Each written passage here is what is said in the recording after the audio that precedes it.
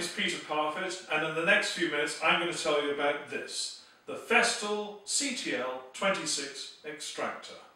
I've had this one for about 6 months and I'm very pleased with it. Now when you buy it, you get the extractor, you get this hose caddy fitted on top, you get a cable tidy at the rear, and incidentally there's 7.5 metres of cable. It comes with a 27mm hose, which is 3.5 metres long, and the hose plugs in like so. It also comes with just one Cleantex self-cleaning filter bag, and I'll talk about these in a minute. Now the machine has caster wheels at the front and large wheels at the back. There is a brake, and so you can wheel the machine around. I'll apply the brake so it doesn't fall off the bench. It's a powerful machine, up to 1200 watts, and that power can be adjusted here. And when it's at full power, it's delivering 3,900 litres a minute of suction, and that's at a rating of 24,000 Pascal. Now what that set of figures means is that this is a particularly powerful workshop extractor. Now the control here at the front is the on-off and auto control. You can put it in a manual position where the machine starts up and it stays on all the time until you turn it back to the central off position. You can put it in an auto position. Then if you have a power tool plugged into the socket at the front, when you start the power tool, the extractor will automatically start. When you turn the power tool off, the extractor will run for a few more seconds and then switch itself off automatically. I've installed a second socket at the front here, which is an optional extra provided by Festool. There is a carrying handle inside here which you can't quite see at the moment. It has a noise rating level of just 71 decibels, and that means you can use it all day without ear defenders. I'm going to now show you what goes on inside. Now in order to install a new filter bag or change the one that's in there, you have to remove the motor unit. There are two catches, one either side, and all you do is you put a thumb in there, like so, same on the other side, and lift the motor unit away. Now I have a brand new filter bag which I put in a few minutes ago. It's held in with a catch here, the green catch, and that is the new filter bag. You can see there's a cardboard support at the front end of the filter bag, and that fits over the end of the nozzle which comes in from the front of the machine, and you then allow the catch to go down into place. Now I should point out to you just how clean the inside of this whole body is. I have not cleaned that. That is exactly how it is after 6 months of use. I find that quite amazing. Now these filter bags are very clever. When the machine is running, all the dust and detritus comes into here, and by some clever mechanism which I don't know how it works, when you switch the machine off, the bag collapses on itself, and all of the dust which normally you'd expect to be caked to the inside of the filter bag, it drops off. And when I've taken a full bag out of here, you find that the dust is concentrated into a lump, and yet the bag itself seems to be free of dust. I just don't know how it works, but it is very, very clever. It means that the bag retains its filtering capacity right to the very end. Now, on the underside of the motor unit, we have the main filter here. And these are exchangeable. You can put in a new one if required, but you can also clean them. Now there it is, very easy to take out. You can give it a clean using another vacuum machine or whatever.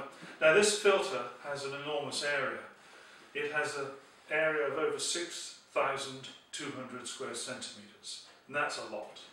Right, so if I put this back together, we'll then be ready to put the machine through its paces. That's it, ready to go. Right, I'm just going to show you the setup here I've got the extractor mounted on a table. You'll see why in a minute. And I've got my Capex saw. And I've cleaned up the whole saw area, as you can perhaps see on this shot here. So it's all nice and clean. Right, what I'm now going to do is I'm going to take this piece of wood and I'm going to cut it millions and zillions of times, and then we'll look at just how much dust is not going into the extractor. First of all, I've got the extractor set in the auto position, I've got it on full power, the Capex is plugged in here, the extractor is plugged into the main socket, and the hose, this now is a 36mm hose, I'll talk about that in a minute, and here's my Capex. When I start the saw, the extractor's going. So I'm now going to do a few cuts and then we'll look at how much debris is created. Well, I just don't know how well this shows up, to be honest, but I've done more cuts than I filmed, and quite a few of them there, and there's hardly any dust to be seen around the saw. There is some, you'd expect some, but there's not a great deal. That's pretty impressive. One of the most difficult machines in the workshop to pick up dust from is a radial arm saw or something like the Capex here, because they're chunking into wood, it's going in sawdust all over the place, and getting the right amount of suction here can be difficult. What I chose to do was to use a 36mm hose to give the maximum suction here at the point of sawing, and I thought the little demo really did prove that even with a saw like this it can be done. There are other tools like the TS55 and this big router, the OF2200, which really do benefit from having the 36mm hose.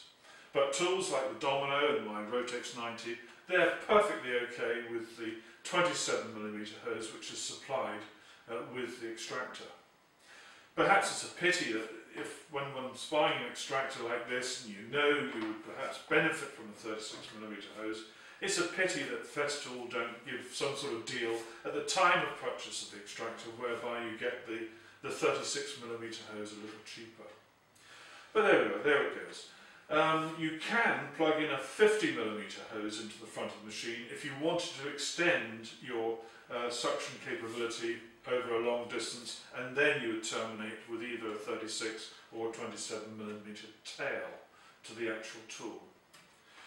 Now, I think that despite what I said about having to buy the 36mm hose, I think that this was a good purchase for me. When you try and judge any Festool piece of equipment, it's very difficult to judge it entirely in isolation because they're part of a family. And it may be because they share common accessories, or in this case, all of these tools have one important thing in common, and that is this extractor. And my satisfaction with all of these tools has a huge amount to do with this extractor. You've seen perhaps my video of the OF2200 and how good that is when used in combination with this extractor.